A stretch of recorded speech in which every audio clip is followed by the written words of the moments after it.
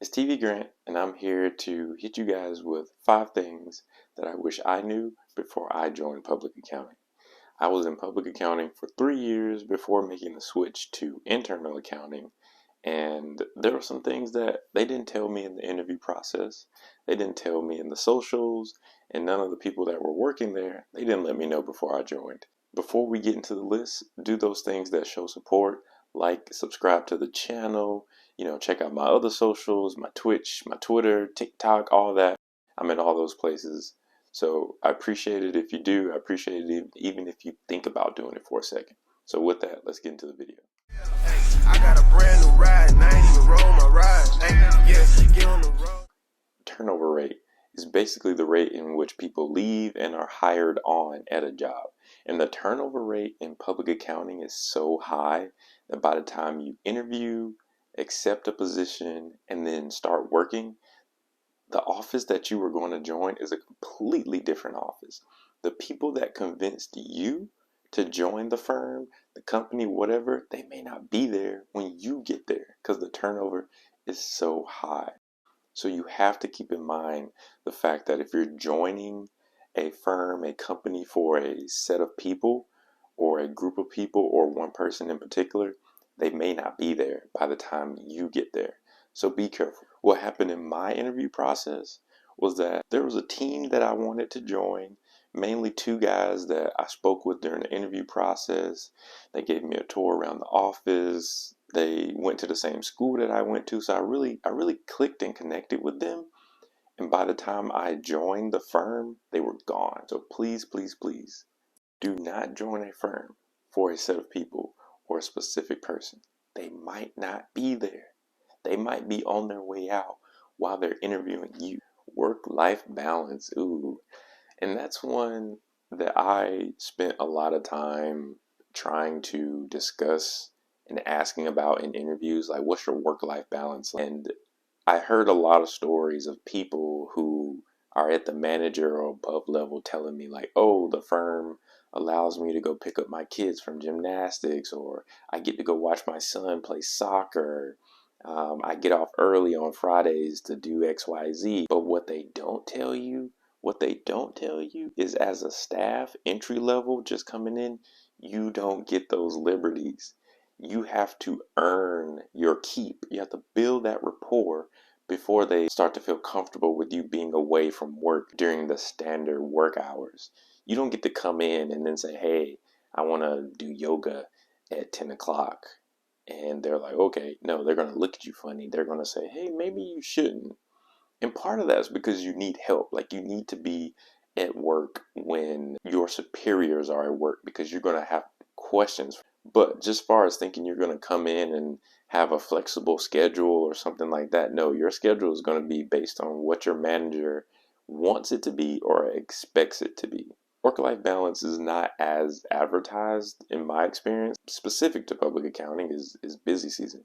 I don't miss busy season at all. Busy season for me was working 8 to 7, logging off, eating some food, then logging back on from whatever time I got done eating until 11 o'clock, doing that 6 days a week. Saturdays were mandatory in the office.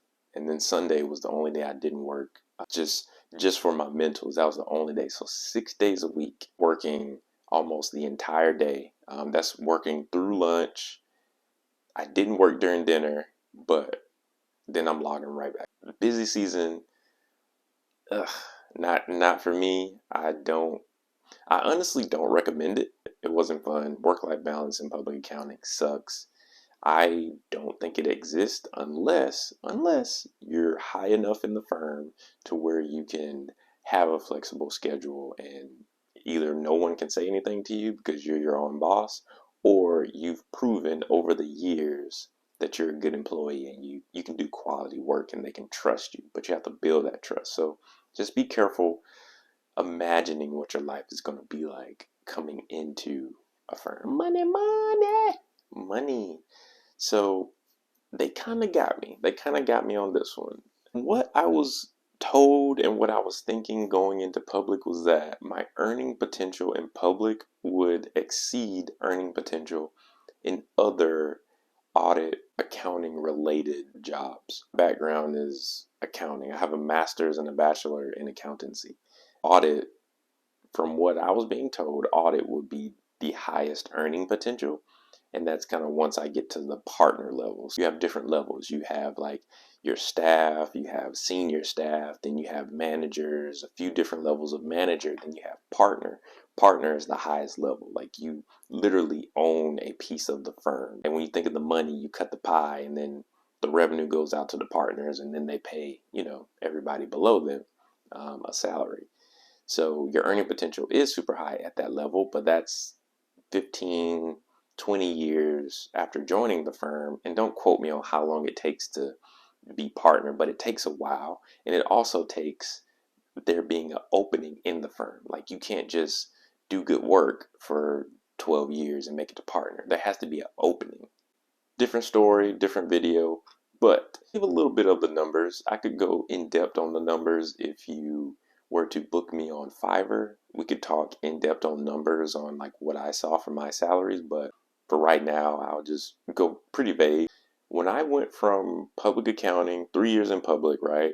And then I went to internal audit, my salary increased $20,000. So it was a little bit of a demotion in the sense of responsibility, but an increase in pay. That don't sound too bad. I could have went for the higher position and, tried at that level, and that would have been even more money. Long story short, $20,000 increase at my same level. So what I made in internal audit, it would have took me however many years it would take me in public accounting to be a manager, and I still would make more money than they do. So the money is not in public accounting. They pay really bad. Industry pays more. And everyone who I know, who I went to school with, the people that I graduated with, only a few of them are still in public. So all that time you spent in public to reach that unlimited earning potential, people don't make it because they get out, because they're tired of it after a couple years. So the money, it's not there. It's elsewhere. You can make money, but keep your options open. Sally, same as last year. What does that mean? That means do what they did last year this year. Don't change it up. Don't try and figure stuff out. Just do it the same way they did it last year. So that's cool if everything is the same. But in my experience, there's always a few different nuances between this year and the prior year. Whether it's different people, something else pops up, an additional number here, an additional account. Something's going to change between the testing. But in public accounting, that's something they stress, and it's almost a teaching mechanism that they use. So instead of giving people the tools they need to complete the testing, they tell them, hey, look at last year's testing, recreate that. So that's stifling your creativity, that's stifling problem solving, and that also hinders your ability to teach the person who comes after you. They tell you in school to watch out for it. They tell you not to fall for it. Like, don't do it in school. Like in school, they will tell you, hey, don't fall victim the same as last year. And then you're going to get out in practice. And you're not going to have a choice because they're going to be looking at you to do it the same as last year. And when they start seeing different things in the testing, or when you're asking questions and trying to change it up, you're going to get pushback. When you've only done same as last year for 2-3 years, and then you're expected to teach the person after you how to do what you did, and things are different, you're going to be stuck. Like, your learning, your growth is really going to be stifled. You're going to have a ceiling. You're only going to be able to know that one method, but you won't understand application of the testing you did because you didn't come up with the testing and you didn't change it or do anything different with it. Watch out. Same as last year. Charge hours. So the number of hours that you as a staff person can charge to a client is essentially your charge hours. When you're working on a client, you charge them those hours. You as a staff, you want to have a large amount of charge hours to show you're working. You want to have evidence that you are doing work for that client. So you charge a lot of charge hours, but at the same time, if you charge too many, the profitability of the audit goes down. Quick math, let's say we're charging the client $100 at the beginning of the audit. We're going to say, hey, we're charging you guys $100. I'm working at $1 an hour. I'm keeping it super simple. And then so I work 100 hours. There's not anything left over. Like, we literally build them to the max. But if I were to work 50 hours on that audit and we charge them 100, we're technically making an extra $50. Partners who are making money, who this directly impacts their bank accounts, they want you to do an audit as quick as possible. That way they make as much money as possible. They want you to have a lot, but they want you to work efficiently and quickly. So it's a push and a pull. In my career, I had too many conversations about charge hours. The conversations about charge hours trumped the conversations about the quality of my work, the quality of my relationship with the clients. And both of those things I feel like are super important. Like, doing good work, also having a good working relationship with your clients, your customers. But it was more conversations about charge hours. Like, oh, it took you a long time to do this. And it's like, yes, because we had to change it from last year. Go back to my other point. We had to change some things. There were some issues here. Like, it couldn't have been helped. I wasn't moving slowly. It was just, there was additional work that needed. And sometimes they're open to that. So definitely try and get ahead of those conversations. I could definitely make a video about like the stuff I got in trouble about. Charge hours, super important. That's almost what managers care about the most, even over quality of your work. If you're able to have a lot of charge hours, but also not charge too many to the client, then you'll be hailed as a hero. If you made it to the end of this video, wow, you are appreciated. I really appreciate you guys watching.